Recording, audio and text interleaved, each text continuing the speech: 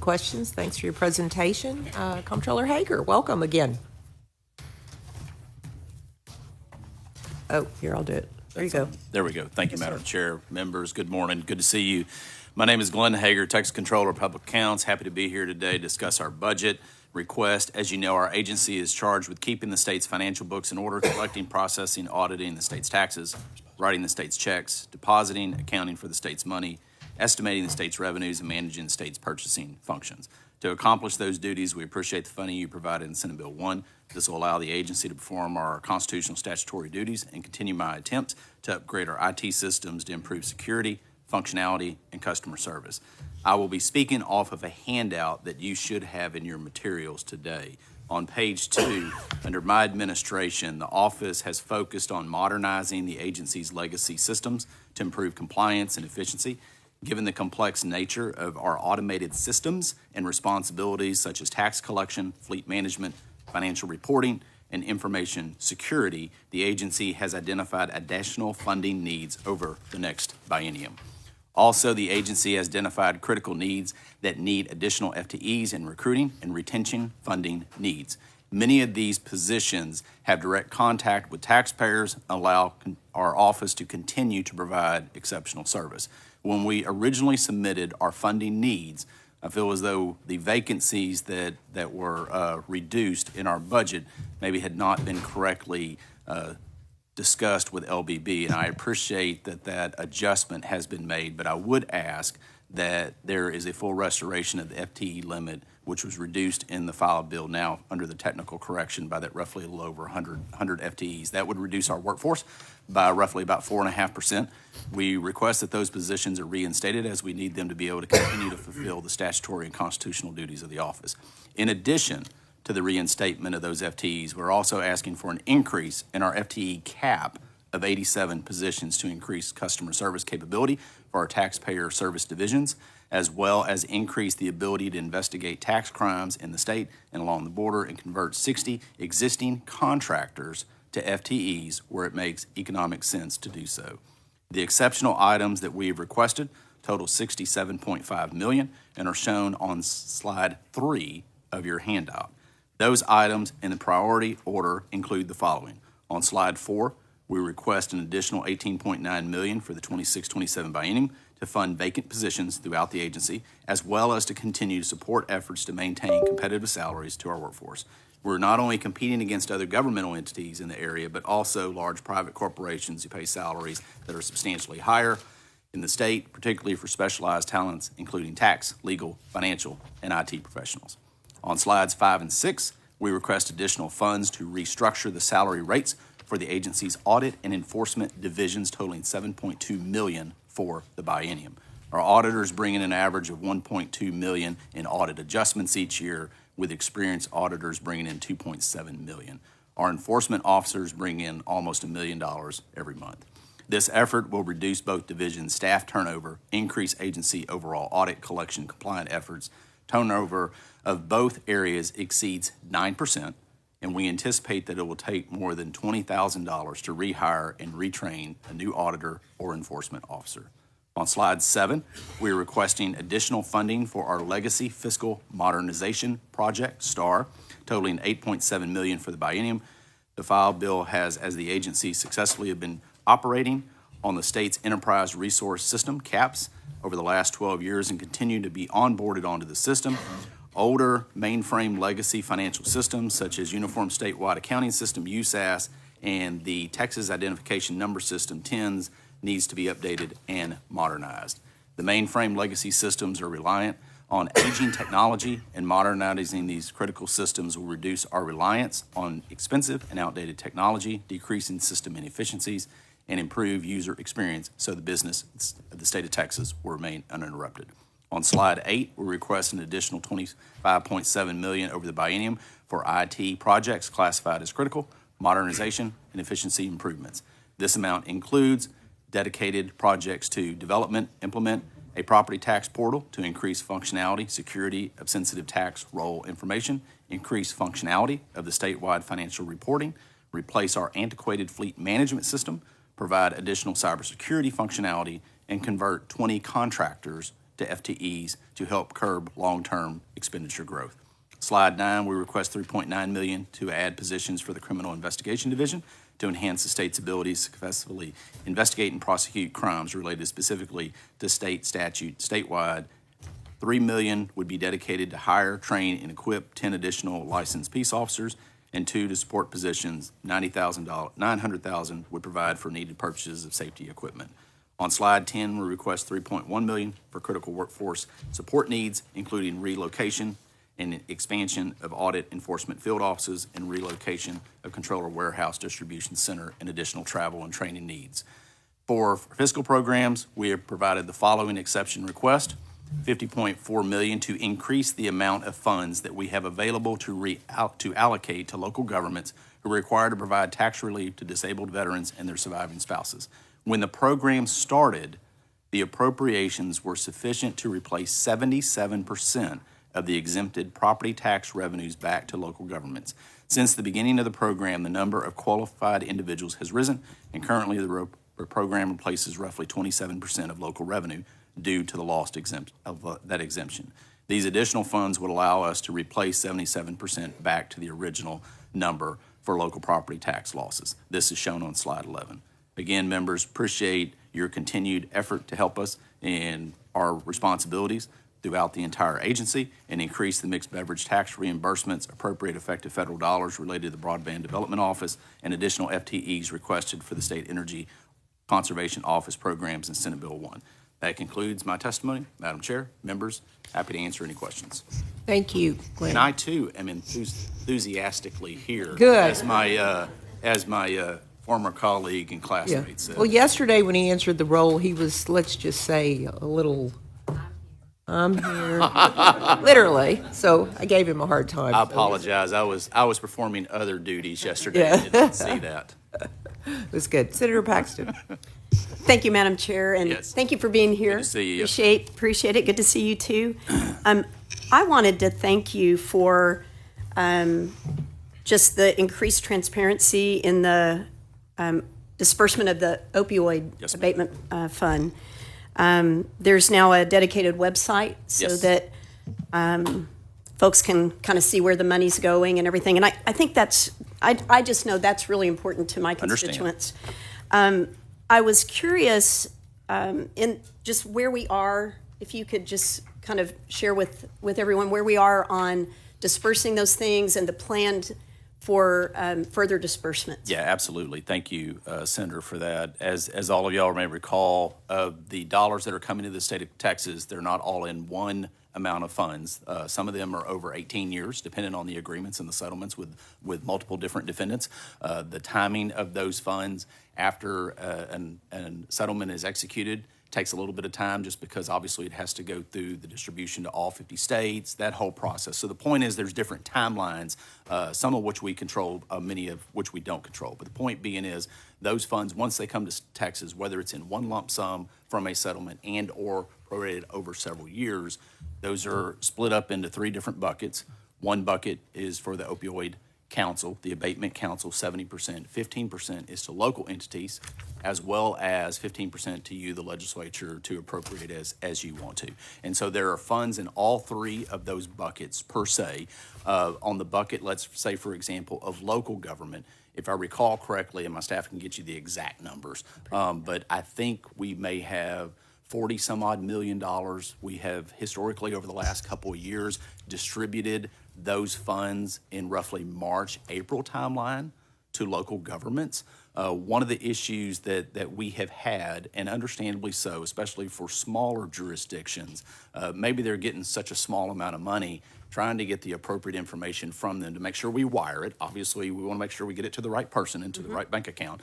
Some of them, it's hard to get that information. We've been working with the county association, the local governments, the city associations, just trying to make sure, and that's the better transparency, trying to make sure we get the right information is the point. And so some of them haven't provided that. The bulk of them have, if it's meaningful money, but the next tranche of dollars to locals will be going out probably in March or April. We're trying to make that a yearly, just so that's something that they can expect and they know when they are working on their budgets. It's not just, it comes 1 year this month, 1 year this month. So it's kind of routine because it's going to last for the next, decade and a half.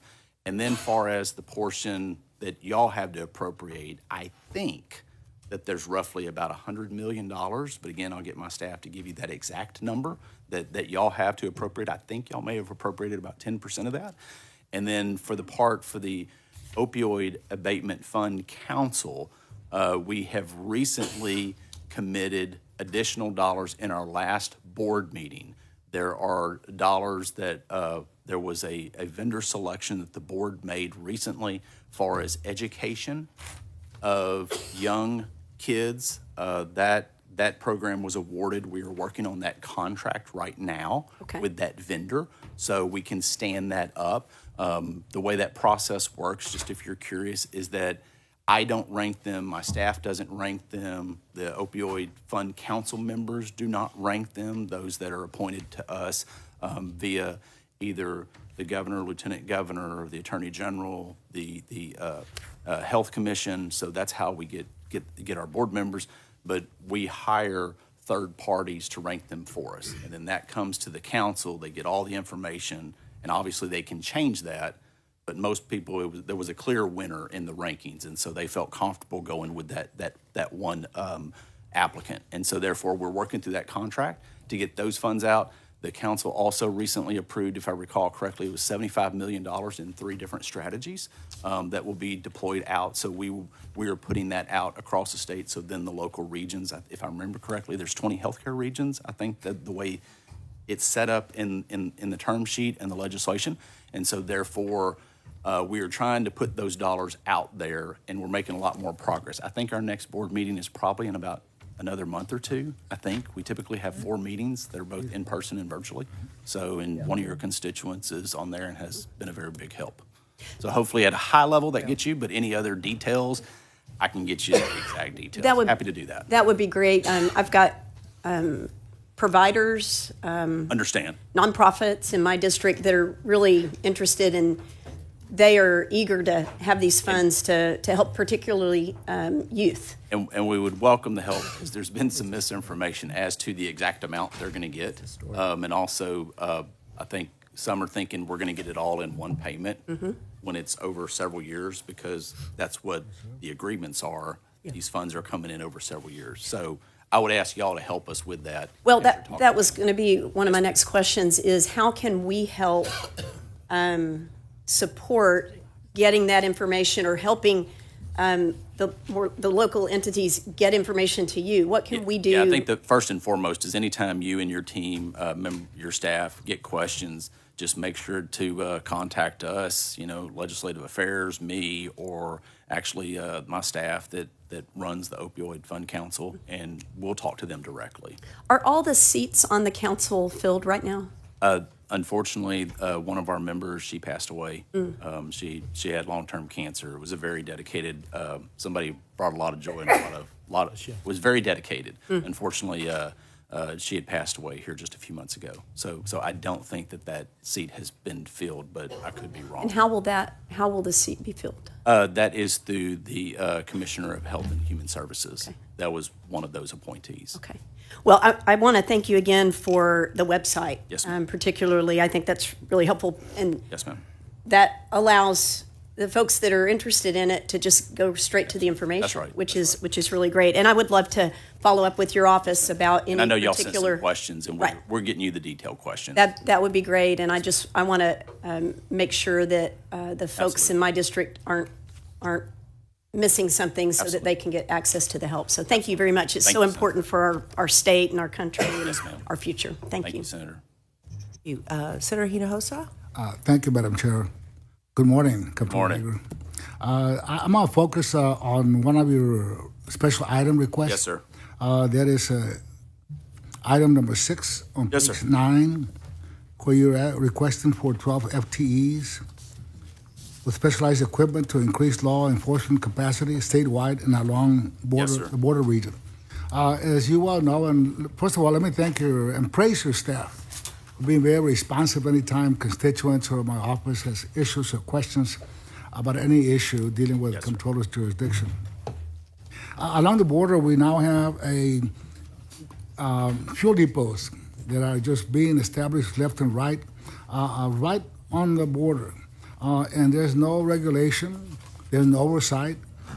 Much of that is contraband of oil, gasoline, and who knows what else. That's right. And as a matter of fact, they are also polluting the environment, and they transfer whatever they have, whether it's fuel or Right. oil, from one tanker to another tanker. But apparently no one has proper oversight with them. That's right. So tell me, you're asking for 12 FTEs, and that's not the only area, only region of the That is state there's correct. issues dealing with theft of oil and gasoline and other products. And then the law enforcement folks that are there do not have the proper manpower plus the proper equipment. Because we don't know what's in those tankers. That's right. And if they stop them and they open them, it could be fumes, it could be fatal to them. And it could be very hazardous potential. Yes, sir. Yes, it could be for them to tell for all we know. So, how many law enforcement people do you have statewide? We have, that division has a little over 30 FTEs across the division, and typically that is for tax compliance, whether it's fuels, whether it's cigarettes, those type of areas. And so they run operations and work with local law enforcement typically, say for example with stealing, not paying taxes on dyed fuels, using fuels, off-road fuel, on-road, skimming machines that are used at your filling stations. So we do a lot of those work, a lot of investigative work, forensic work. And so in particular with the border part, if I recall correctly, I think that was last year, your office, several other offices, there was an operation that we were asked to participate in with several other local law enforcement officers, and we were happy to send some resources on this particular issue that you're talking about. And so therefore, as a result of that, we were trying to look holistically, are there some areas that we can send people when needed, but obviously use them across the state. So therefore, they may be flexible because my guys, men and women, they travel the state a lot. It's a big state. So they would be used across the state, but specifically trying to help in this one particular issue and having additional resources and equipment that are more specialized because, as you mentioned, it can be pretty hazardous materials. Well, and my sources from both Mexican law enforcement and public officials and on this side of the border tell me that almost two to three out of every 5 trucks that cross the border is contraband. Right. And we don't have the tools Right. or the authority to really be able to inspect them and regulate them, and it creates a big issue for us, not only along the border, but in other parts of the state where there was testimony yesterday that they're also stealing and oil from some out in West Texas, Midland, Odessa area, and we don't have the proper personnel to be able to investigate. Our effort here was kind of a reasonable scale, not try to massively scale. Obviously Correct. we're not trying to target and be able to eliminate entirely, but if we can lend some assistance and some deterrence, then that was the effort in this FTE request and this funding request. Well, and I think also the proper equipment would be a very That is appropriate correct. in this It's type very of key. situation. Otherwise, you're not accomplishing much without the equipment. And we're probably losing quite a bit of tax money also. That's right. On this contraband. That's usually what y'all ask me about. Yes. Okay, well, thank you, and hopefully sir. we'll get there and be Thank able you, to Senator. have better regulation and oversight over some of the contraband that's taking place down along the border. Thank you, sir. Thank you, Senator. Senator Perry? Thank you, Madam Chair. It's good to see you, Comptroller. Couple of questions real quick. On page 11, Yes, sir. $50 million for the disabled exemptions. Yes, sir. right? So we had that conversation last session, and Senator Flores is actively engaged because his community has a large, disproportionate, Yes, sir. more That veterans is than correct. places of the state. Is that the same numbers, or is that a different number? Because his number is different than your number. So what I don't recall Senator Flores' number offhand. We've talked about it, but I can't remember exactly what it is offhand. This number would try to get us back to originally when we were giving funding in this agency back in 2015. That amount of funding was being able to give back to those local communities that was impacted 77% of the loss. So I'm asking to at least get us back to So that. you've been eating that out of your, That is, no, essentially, they've been eating. so that's right. Because Okay, so they are not. so you're not asking for the total reimbursement you have to pass back through That's to the right. veterans. If You're you just saying, wa- get me to 15. If you wanted to, that would be great. No, I mean- that would eliminate but my point is, I'm just requesting what originally was done. I got you. Because now the scope has increased. Right. The dollar loss. No, I to get those it. The locals are out that money. That's what I was trying to mix up. And the numbers increased. So you used to pay them something. You still pay them something. We do, yes, sir. You're But trying if okay. I recall, and I'd have to ask my team, but I think if we're reimbursing 22%. I got you. So basically, his number's total number. We would reduce your request by that number if we were to fund his number, if Yes, sir. that's the Yes, sir. policy that Yes, we sir. make decisions. Yes, sir. Second thing, an easy one, I hope. Yes, sir. Do you have a permanent at-home workforce now? Any No, component? no, we have since COVID started. I told my team very clearly, we were not going to continue to stay permanently away, but we are not going to be 100% in every single day. We're going to try to come up with a hybrid, and that's what we do. We have a hybrid. Now that depends. There are some employees, they're in every day. They have to be in every day. And then there's others, say, for example, our request to try to convert some of our contractors to full-time employees in IT. You might have an IT person that there's only one in the nation. I'm over-exaggerating, but not by much. And that person, I can't get them here, but I can hire them to work remotely from somewhere else. I can appreciate IT, anything that's constituent service, specifically Right. out there in the districts where That's people right. drop in and That's have a right. sales That's tax issue or a sales tax No, question. I firmly believe you. Those can't- have to be fully staffed. Yeah, you can't have a completely and virtual. Appointments are a nice thing, but they're not right. practical. That's right. That's right. So I just want to make sure, because that has, That's right. I think it's better, and I gave you grace because of COVID and Yeah. interruptions in that, but we're past that now. Agree. We Don't need to get back disagree. on. So I'm sorry I'm going to ask this question, and I do it every session. I don't see it pop up on other LAR requests near like it used to, but I got STAR modernization, I got IT modernization, and I got CAPS. Right. In a nutshell, is CAPS the statewide HR system that you use to process payroll? That is what everybody has been coming on to. And it's been around since Combs days, but every year It started pre-Combs and or during Combs, I should say, pre my administration, and we have every biennium since then been onboarding 15 to 20 some so odd. is that correct? It's the HR system though, right? Yes. Okay. And we still have the legacy systems as well that we're trying to upgrade those. But So- yes, essentially, it's our HR and our payroll system for the state. What's your projection? I'd love to know when an end date is. What's your projection of having every state employee on the CAP system? What do we have? 90? And what's it going to cost? Because every session, Now, subsequently, there's like any IT project, same as a road project, I don't know, I'll talk water project. Sorry, I knew I'd get a smile. There's constant some maintenance. No, I get so the we're maintenance gonna end onboarding, but there's gonna be continued maintenance and upgrading. it's the onboarding because Yes. it's just kind of in perpetuity. It's I like tears think for we're HFC. almost, so we're essentially there. Do we? 2026. 2026, It all just came to payroll me. will be 2026. There you go. Yes, sir. Yeah, I got those helps. Sometimes it's just dementia coming back and forth. Sometimes I remember random things, but so it is the HR component. So that's separate and apart from your IT. But STAR That is now correct. I don't guess I remember the STAR term from the past. Is that a new term or is that? No. What is that? No, that's not. Like, yeah, just come up here, Mike. And be easier. I'll quit having my angel talk in my ear. What's your name? You know the rest. Good morning. My name is Mike Apperly. I'm with the Comptrollers office. Closer. Sorry? Closer. All right. My name is Mike Apperly. I'm with the Comptrollers office. The STAR project is a bolt-on project to the CAPS project, and it helps us replace some functionality in the legacy mainframe systems that doesn't exist in the CAPS system. It's a project that will largely be transparent to the agencies. It's a project that we will be using at the Comptroller's office to fulfill our responsibilities.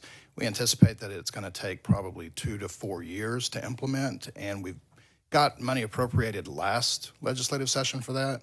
We went out for bid. When the amounts came back in, they were higher than we expected, and which is why we are requesting additional funding in an exceptional item this year. So it's a interface for our legacy systems back to the Comptroller's CAP system. It will allow us ultimately to turn off the legacy systems. Okay, it's the bridge.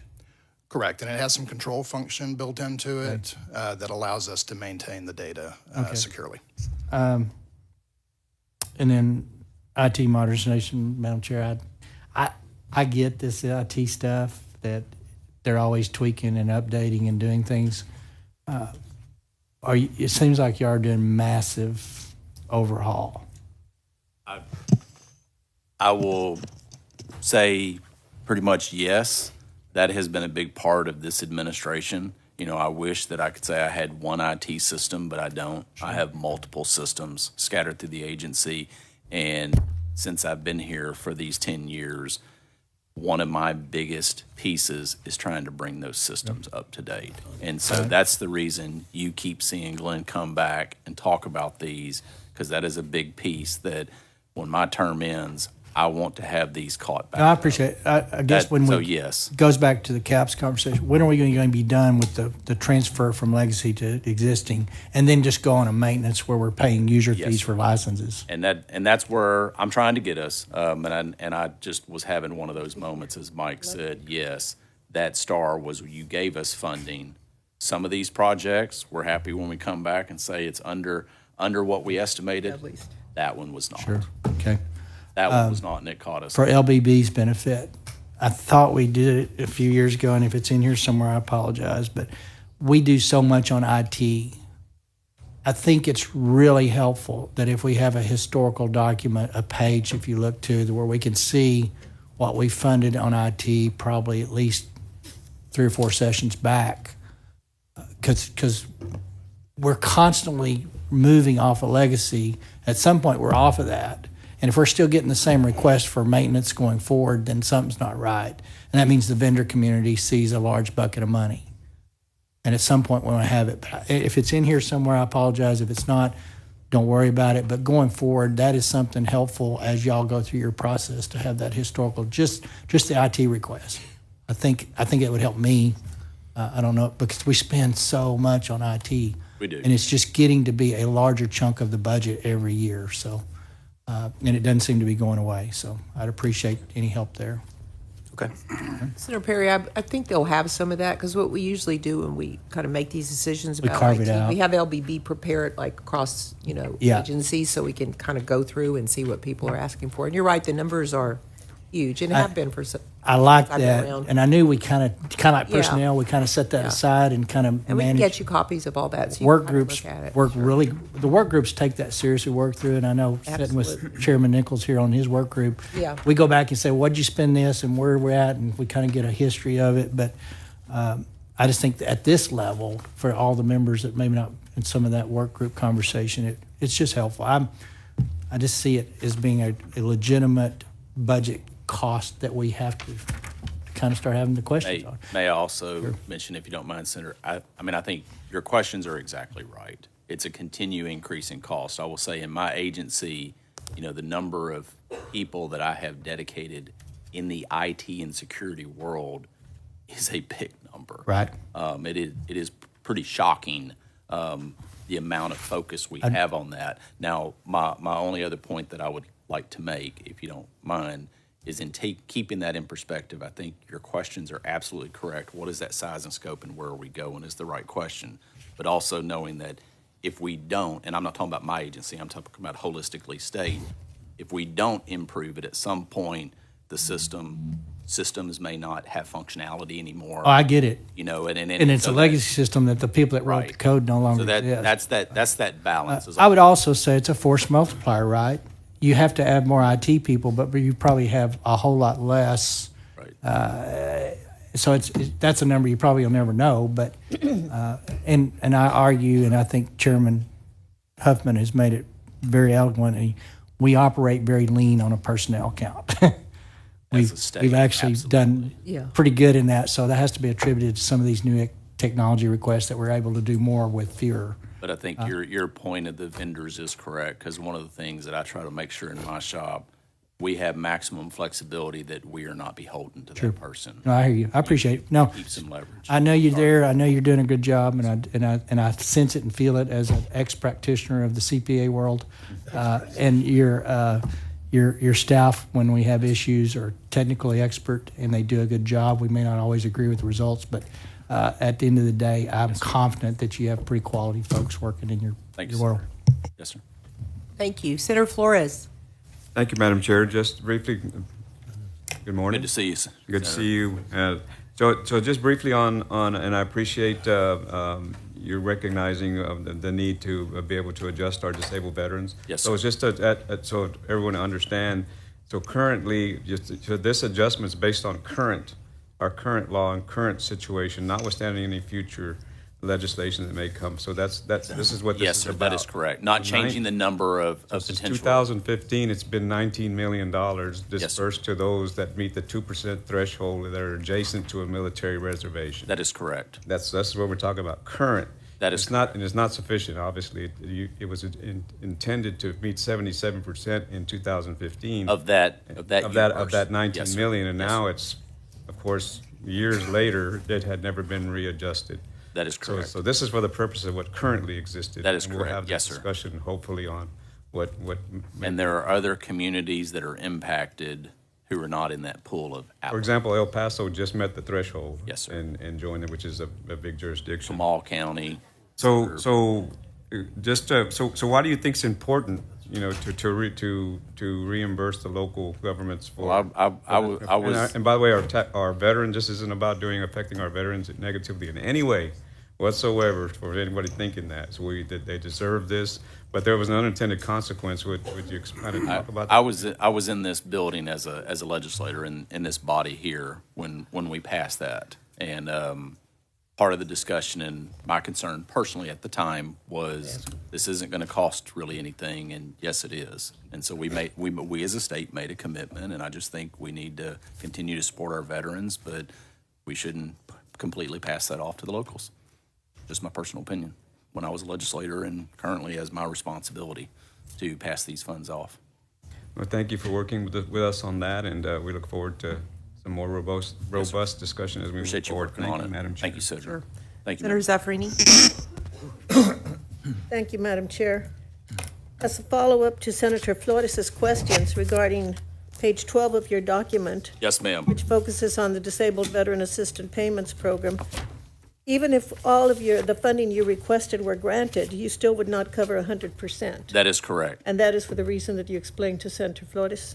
Yes, ma'am, as well as the current pool of local entities that can apply. It doesn't bring them up to 100%. It brings it up to 77, which was the original number.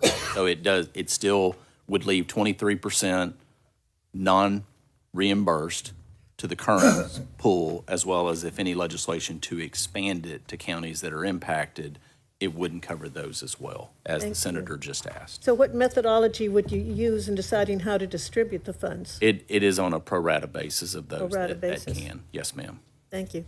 What factors have contributed to the rise in qualifying local governments? So there is just a continued growth in that demographic that qualifies for the exemption in the state.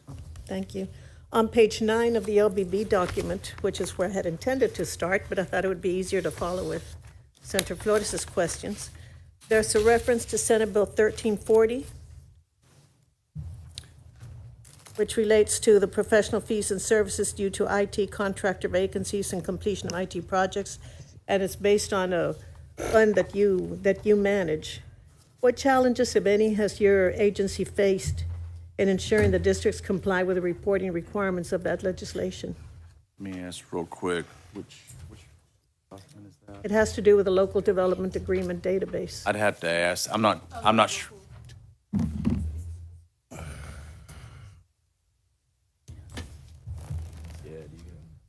Yeah, I don't know what that, I don't have that document in front of me, so Corey. Corey Castillo with the Comptroller's Office. The question is about the local government, 1340, Senate Bill 1340. and the which is Local about Development the- Agreement database. yes. And so the question about our implementation of that? Yes. So we have successfully implemented it's kind of a bolt-on ability for you to search all the local agreements under 380 and 381 agreements for locals. And so we were able to automate that through our IT process, through our website. In addition, we have advanced the searchability function of 311 and 312 agreements as well. So there's kind of multiple ways you can look in and do additional research about economic development agreements at the local level. Have you faced any challenges, or are there any tweaks that we have to go back and make to the legislation? I will definitely check to see if there's any small things that we can recommend. Generally, it has been successful. A lot of it is about educating the locals about their requirement to report to us and finding the right parties to reach out to. It's a new process for them to submit us, especially under the 311s, 312s, actual copies of their agreements. Probably one of the bigger challenges we've seen is we have a requirement to make sure that those are accessible for folks with disabilities, and they have to be compliant. The agreements they send us are not necessarily disability compliant, so the ability to convert those so that all folks can access that is somewhat of a challenge because they're coming from across state, multiple small governments. Thank you so much. Comptroller, here's a totally unexpected question. That's okay. I just want to add real quick is that I think part of the reason it's worked so well is the members who worked on this did a great job. Good, I'm sure that's true. That's my I'm sure that's true. And that's a perfect segue to my next Hoover unexpected vacuum question. cleaner start, okay, whatever. Yesterday, Yes. we discussed a problem that we first discussed even before you were in the Texas Senate. Yes, ma'am. Driver's license waiting times for applications and for renewals. And you have such a focus on reducing the time. Do you want it, Glenn? You want That's- driver's yeah, license? right. That's my unexpected question. Let me. We can give it to you. If we're gonna go, I'm sorry to chuckle, but we're gonna go down memory lane. I remember being chair of Sunset Advisory Commission, Yeah, wearing I was out on that. Steve McGraw, and he called and he just said, "You have no clue how much I stay up at night worrying about a driver's license." And my question is, would you like it? I am happy. I am happy with the scope of responsibilities that we have, Senator. Thank you. I withdraw. I have absolute confidence, 100% confidence in the new director at DPS. To Okay, solve I withdraw this my problem. question and ask a new one. If given to you, how well could you do the job? If you give us something, we're going to do the job. But I still think DPS can do the job. Well, you open the door. Thank Well, you. I'm trying to close it. You want to close that door.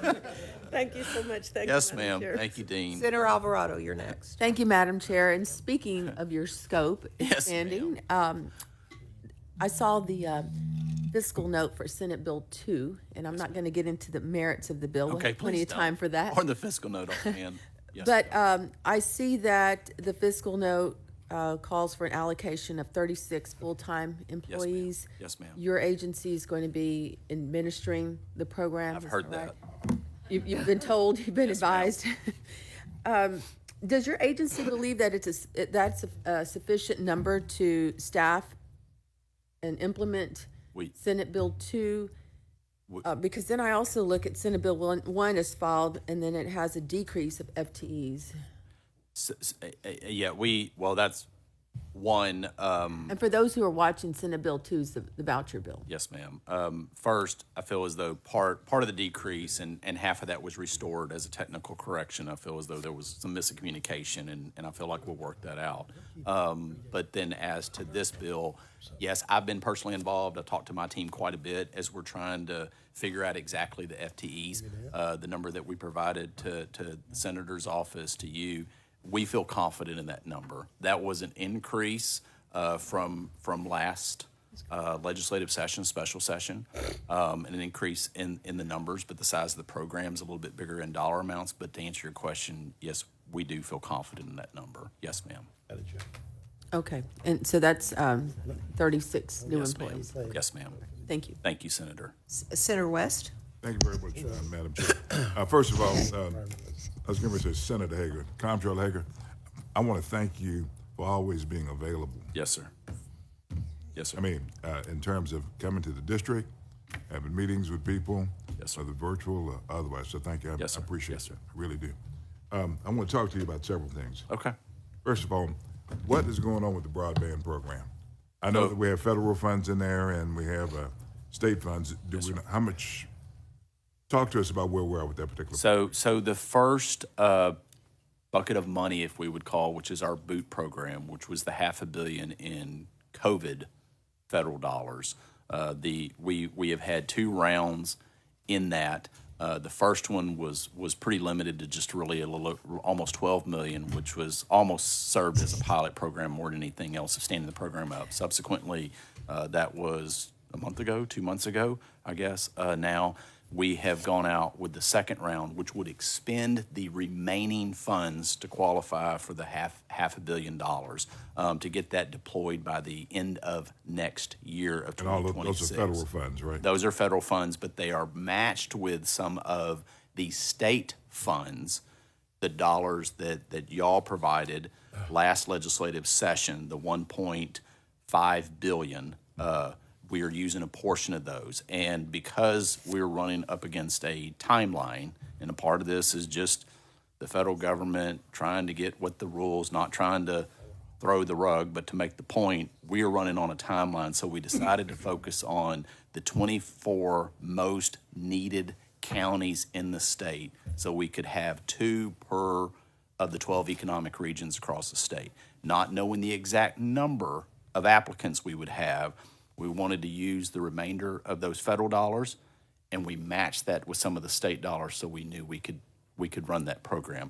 So we are working with getting those agreements with those ISPs, those internet service providers that won those contracts to And get that. which ones? Which counties are those? Corey, do you recall off the top which counties are we can get you that list, Senator. Mostly they're in very rural areas, Right. because that's where the very high quality. We in the last 30 days we have announced and opened up to submit proposals for a low orbit satellite pilot program of $30 million.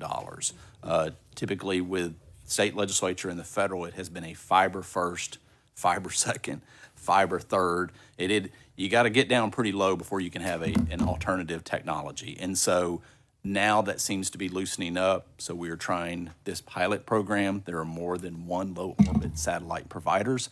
We are hoping to have several of them submit proposals for that. So we haven't got those yet, and we are working through that.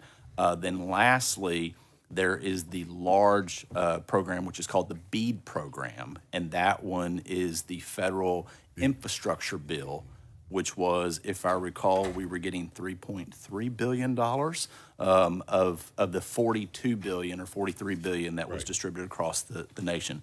Texas forget it was the end of November, beginning of December.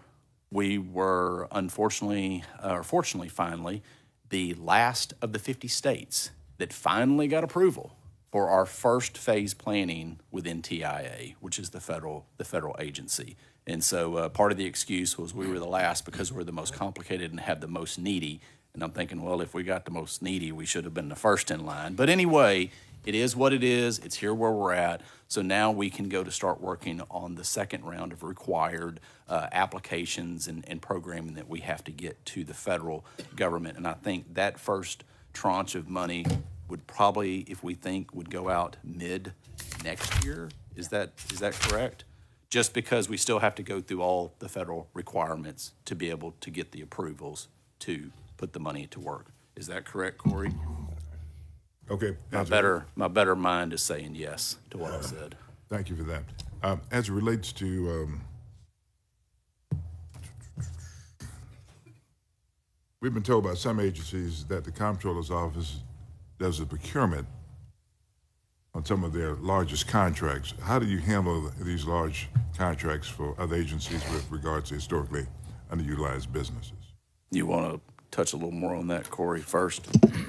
So I think you may be referring to our statewide procurement division that handles cooperative contracts or contracts that can be used by all state agencies and local government. So the State Procurement Division has an obligation to, if there's an express need by agencies to procure large things across multiple agencies, we try to go out and solicit best value for those contracts that multiple agencies can purchase over. So leveraging the full purchasing power of the state through those contracts.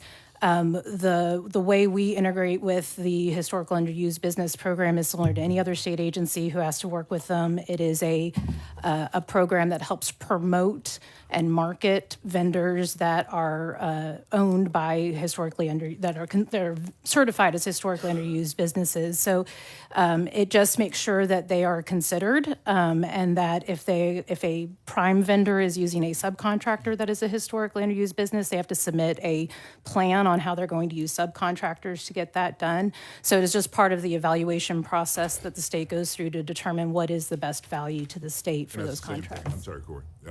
That's the same thing that the comptroller does when they're procuring these contracts with the state agencies? Yes. Are there Yes, sir. subcontracting plans that are required also? Yes. Yes, sir. That is correct. There are. Yes, sir. Okay. And just in the general hub program, we have worked to try to continue to improve getting more people into the program, not just statewide procurement, but us as well. And I think we've had pretty significant increases in the last couple of years in the number of people, at least in the program, that could potentially win contracts. Sure. Have you reviewed that program to determine whether or not you need any additional teeth in that program?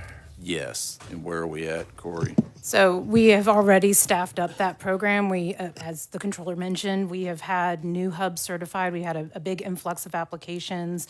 And so in order to manage that influx of applications of businesses who want to be certified, we have brought on additional staff, including temporary staff, to help work through the backlog of that. So we have staffed up that team significantly in the last 12 months. And that's the biggest issue that you had to address in that area? Yes, that and continuing to manage our audits of those certified vendors to make sure that they stay in compliance with state statute. Okay. We did a good, yeah, that reminded me, we did a good enough job of promoting to get more applicants so well that then we had a big backlog and we had to work hard to try to get that backlog reduced. Let me go to the state auditor's report. Yes, sir. The state auditor reported that the vehicle fleet management program was in need had some issues. And the question is how have you addressed the issues pointed out by the state auditor?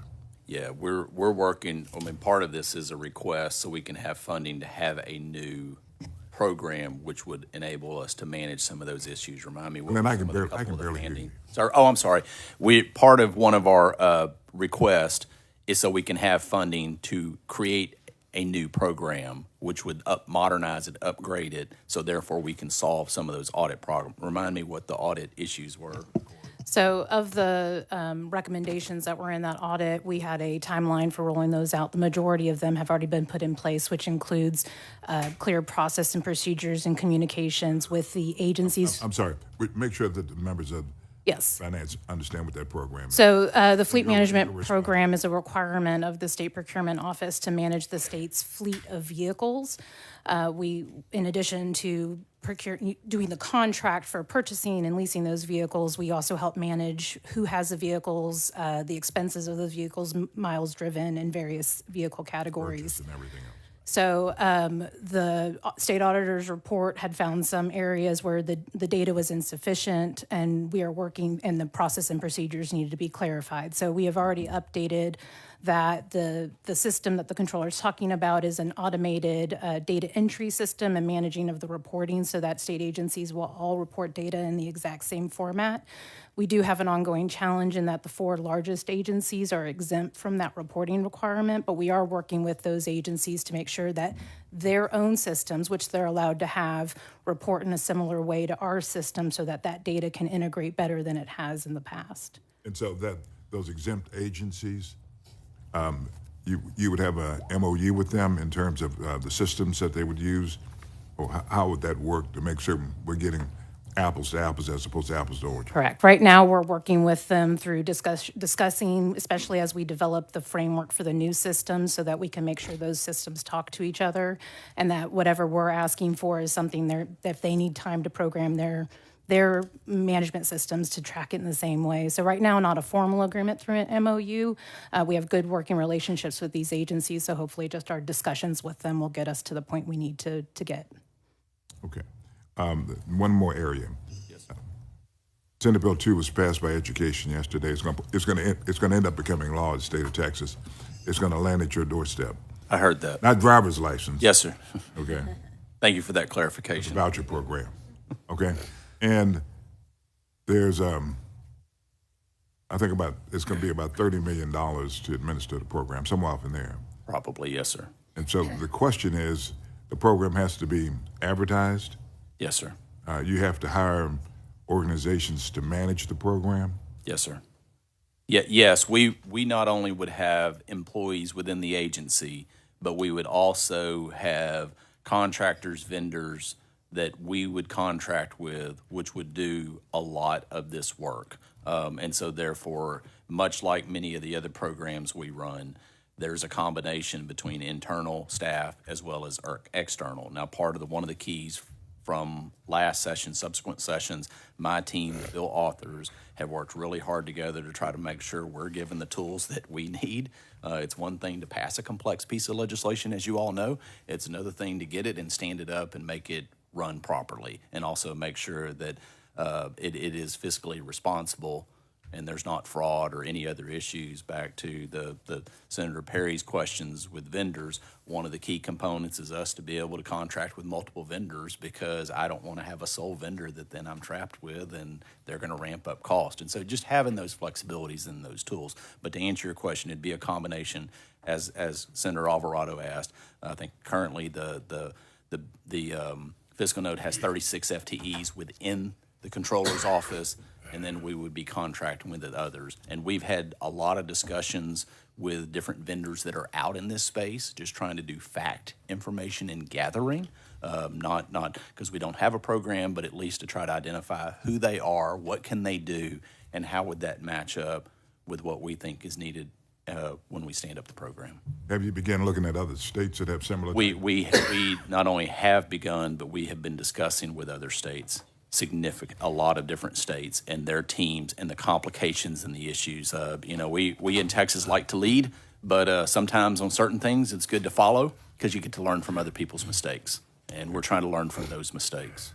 One of the biggest issues that, and I think it was back, what was it, 2011 when we had the cyber attack at the camp? I think it was 2011.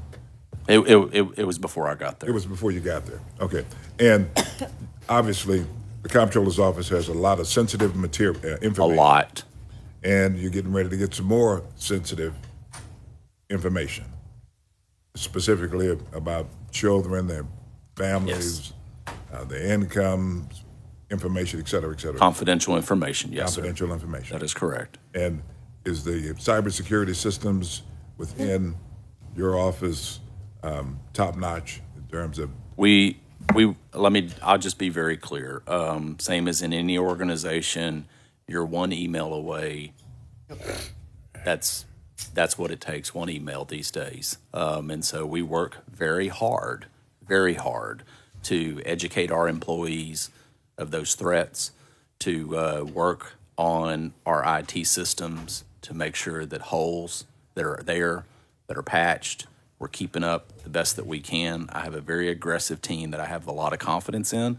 But I will just say, every organization that exists in the entire world, public or private, there's no one that can say with 100% guarantee. Your best hope is to be at the very top of the top and work diligently every day. That's just the reality. That's just the reality. That is the reality. Without it setting off. All right. Thank you very much, Madam Chair. All right, Senator Nichols. Thank you, Madam Chairman.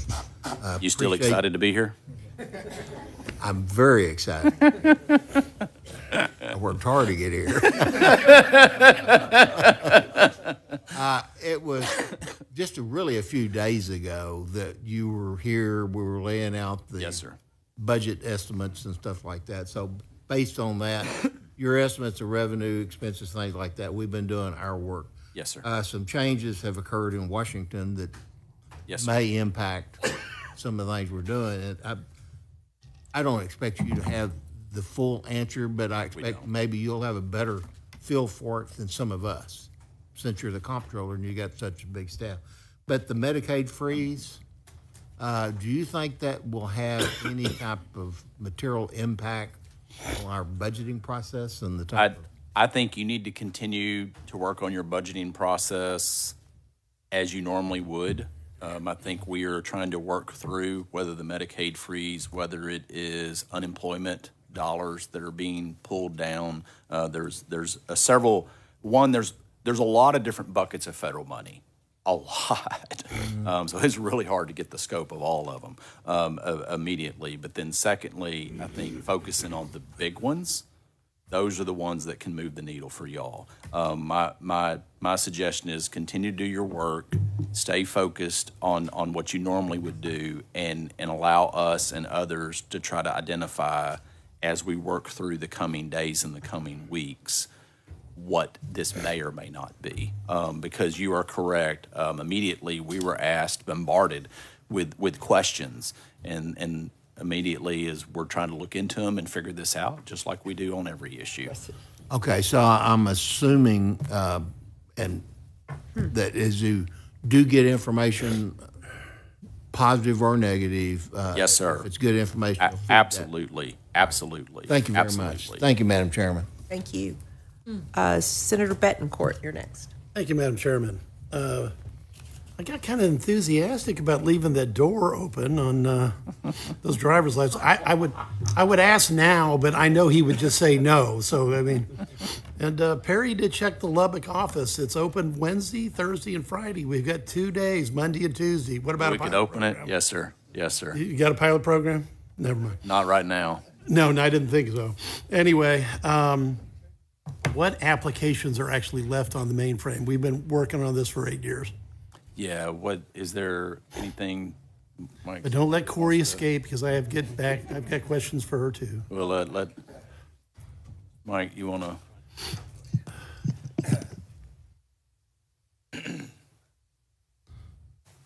Again, for the record, my name is Mike Apperly, Comptroller's Office. Our legacy systems include a couple of statewide accounting systems, the Uniform Statewide Accounting System, or USAS. We have our Texas Identification Number System, TINS, which has vendor information. I think that's it. So when you're ready to migrate that, you're going to have to keep 5 years of data on that accounting system, right? Or more. Well, we usually will keep all information related to financial just because we may need to go back to it. So we're really never turning it off effectively. We will store it in a different way, so we won't have to maintain Just it. going to like put it into the cloud and dump it. Okay.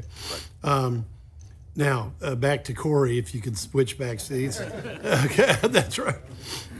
There was a bill, Representative Shine and Senator Springer passed House Bill 4101.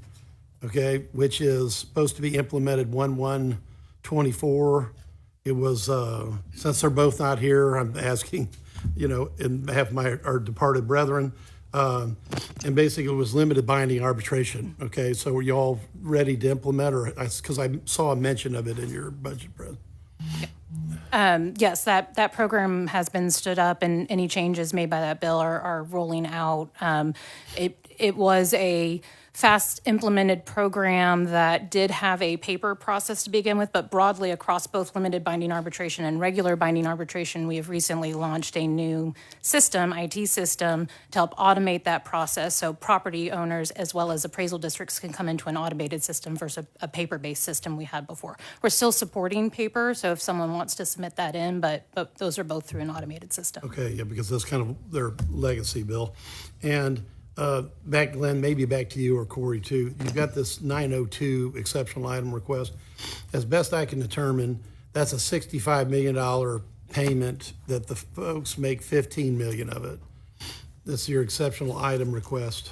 Which one, Senator? Oh, it's the one additional H. funding, pro rata share, disabled veterans assistance program. Oh, yes, sir. Yes, sir. Okay. What were your prior year costs? What's the ramp-up rate on this? You have it, Corey, offhand? So just last year, our appropriation was $9.5 million, and the requested amount was 34.7, which meant we funded at 27.4% pro rata. So Corey, if I had it right, you requested 34? That's how much was requested by the locals who applied to the program. Okay. The total amount. So the same roughly ratio is 3 to 1, you know? Okay, so that means that y'all needed to come out of pocket for 25, and in just one biennium, that's doubled. Yeah, the locals had to consume that cost. Yeah, right. No, but I'm just trying to point out that this is, if that's the case, that means it's 25, now it's 50, and the next number is, or the next. It will probably continue to grow. I mean, and that's, the point that when I was here, I just asked a couple of times, are we sure? Are we sure? Now, of course, no one knew it was going to grow to this amount. Well, we might have to look at potentially a cap on that program, because that's a geometric, if you double, you're going to be at 8 factor by the next time. And I think that's why, Senator Flores, obviously, it's a big issue to him and his district, because it's growing for them, right? No, he's got And quite you a want to support collection. your veterans. Okay, in Hood County. Can I just get in on this conversation? Because it's an important conversation, and I think what we've noticed, and so I'd like your take on it. And you'll still have all your time, Senator. It's an issue that, it appears to me, just what we've seen, we've had a lot of hearings on this in the interim and so forth, that it's just the eligibility requirements change. So the feds have changed what it means to be 100% disabled as a veteran. So I think what surprised some of us, there would be individuals who came and testified who were 100% disabled but had full-time jobs, were big, healthy people, And I understand there may be other issues underlying, and we're very sensitive to that. But in our mind, I think when we passed legislation, when you were here, when we voted for it, I think we were thinking of individuals who could not work perhaps, and were trying to support families and unable. Very compassionate. We want to help that. But I think, there's 11 applicants now for this program. And if you opened it up, there would be hundreds that would actually, this could turn into something that we just can't sustain. So That's right. My take on it, and this may not be popular, is I think we absolutely need to help those and give this benefit to those who need it. But we somehow need to, figure out how to, screen the applicants better, if that makes sense. So any ideas you have on that? And Senator Flores, I'm dedicated to working with you on this. It's just we can't just expand it and not control who's eligible, because we can't do it. Would you agree with kind of that analysis, Glenn? I don't disagree with you, Senator. It is fascinating to me that, yes, you do have, and obviously Texas, we want to support our veterans. I think it is very clear this state supports our veterans and family members. But you are correct. You have significant numbers of people who qualify for 100%, yet we recognize their service, dedication, and commitment, but they still have full-time jobs. Right. And some of our county judges there were like streets in some of these communities where only one person is paying property taxes in That's right. several streets. And understand, because if you're those locals, it's tough, and we do tough. see that. But Yes, ma'am. yeah, okay. I just wanted to make that. And I didn't want to interrupt. It's just it is a very important discussion, and people are listening, and we do have to work on this. like most things around here, it's usually a little more complicated. No Yes. kidding. Well, and the problem is, it's, if you have a fund that doubles, every biennium, it takes an alarming, turn up on revenue. Now, a couple ideas just off the top of my head. One, you could, Senator Flores, this could be like a benefit for the average home. And if somebody had a higher than average home, they don't get the max benefit, but they get an average benefit to help the people that really need it. The other thing is that you could put a cap into it with some type of some type of restriction on looking at who you're giving the money to. But this is about ready to take off, because because within 2 more years, somebody will be back because Glenn will be doing driver's license. No, I'm just joking. And they'll be asking for $100 million. Yeah. Okay, and then the next year is 200 because of all the applicants. There's no way to stop that geometric progression. So we just need to decide. And I think Hood County is the perfect, because maybe the average home is the right way to play it, but I don't know. Okay. Anyway, I just wanted to bring that up. And then say just how enthusiastic I had became, like with Senator Nichols, after hearing the good news that Senator Zaffarani managed to get. And not a complete denial. You did not completely deny the opportunity. Well, it's hard to tell the dean absolutely no. I just tried to go 98%. We'll let Now do that later. Okay, great. Thank you. Are you done, sir? Senator done. Perry. Thank you, Madam Chair. A couple quick real things. Yes, sir. Real quick. Lubbock's office is open 2.5 days a week. That is I know correct. that That's Paul correct. mentioned.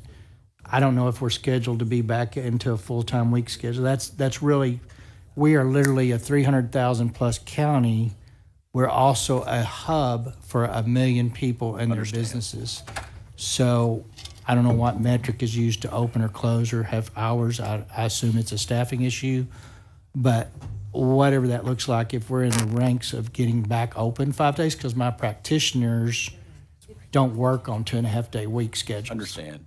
Just know that our staff, a lot of those enforcement officers, for example, they're out in the field on other days. But there needs to be a going and body in the office 5 days a week to take that issue, because a lot of these issues, as you know, you have 10 days to respond.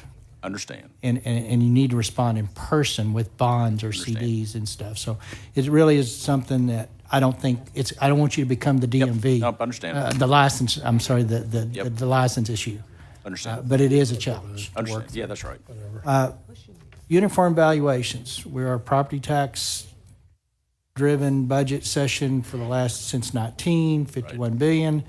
And we go to these meetings. I had 300 people in Coleman, Texas on a Sunday afternoon for 3 hours raising cane with me in July. Understand. And to be honest, you're the GOAT. Yeah, right. We point to you. You did this. So that's, I say Right. we did. I said that's what we point to. Locals do. So here's the question, and just, I know we need to get to the floor, and I'm not trying to monopolize time, but I need to understand the uniform appraisal role you play, because there's outliers. It's like 5 up, 5 down. Isn't that right? First of all, there's 5 and there's 10. So- in other words, if you're outside 5, you have a grace year. If you're outside 10 for school funding formulas, then you don't have. First of all, statutorily and constitutionally. since that's really kind of, you've been very active in that, and I appreciate. Have no that, choice. because we have to. We have to. Well, but we have to, right? We have to be Right, fair, because right. one district getting a special Right. school district. Constitutional requirement. But That's right. are you seeing you've made some hard conversations with people in my district, and I know what that was. As a practical matter, it was Appraisal Joe. Appraisal Joe been there 40 years. That's right. He sat in the church pews, and he wasn't about to tell Jane he's got to raise his taxes. So I get that, but these adjustments, are we coming into a place where you feel like, as a generalization, the majority of appraisal districts are getting there? So yes is the answer. Typically, just a real quick point, we look at, in our property value study, half of the appraisal districts every other year. So half are constantly in and looking at. Now, the ones that have the impact are the school funding. But so it's not them that are doing the appraising, but they do have seats on the board. But anyway, coming back to, typically we would have about 115 or 20 that we're working through small issues in the district on this category or that category of appraisals. After COVID, that number went up because of massive rise in purchasing across the entire state of Texas, and probably we went up to 160 or 180, if I would say. That number is coming back down. And so therefore, to answer your question, yes, we are seeing it right-sizing back to kind of norm and probably getting better. Good. And it's important, because we shouldn't see these meetings that are driven by the comptroller made me do this. Right, yeah. It's It easy really to blame should be. somebody else. Y'all don't do the appraisals. Y'all rely on the appraisal districts to go do their appraisals. And if they're We're just outliers, following the state you constitution. just say, fair and you're equitable. outliers, go figure it out. That's right. Is there any role you play in hoping, if it's an outlier, for an artificial influence that year? some major event happened. We try to, obviously, all appraisals have to be done on January 1. That is the magic date. Obviously, not all sales or purchases or adjustments are on January 1, so we try to take a wider scope. In some communities, obviously, there isn't a whole lot of movement in properties. Maybe there are. So we take a little bit bigger scope to try to figure that out, those anomalies. So you do have some discretion in how you approach this outliers. We do, and some may say, oh, well, you went back and looked, so many months ago when it had to be this day. Well, I mean, we're trying to be fair and take a bigger scope to truly see what's going on in the communities. Now, I will say, just while we have the door open real quick, I do think it is important that y'all potentially look at when you do whether school funding formulas, that cliff of 10%. Is that really the right number? And so, in other words, if you're outside of 10, all of a sudden you don't have a grace period. Right. Should it be like a phase-in approach? And so that's just something that I've thrown fair. out a couple of times the last few years. I look at you guys as a resource, enforcement last. Same process. When you find your mistake, if it's immediate and there's no options to correct, even though you were doing everything you thought, I agree with you.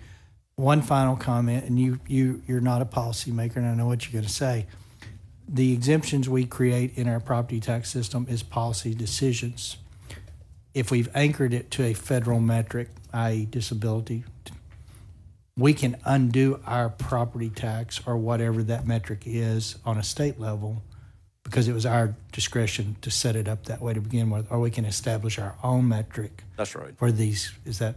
That's okay. Right. You know, which obviously it's a benefit sometime to pegging it to a federal metric, but if they continue to move right. it, Right. then all and of a that's sudden, what's like, happened. I don't know, That's that phrase exactly is, oh what's shit. They moved 100%.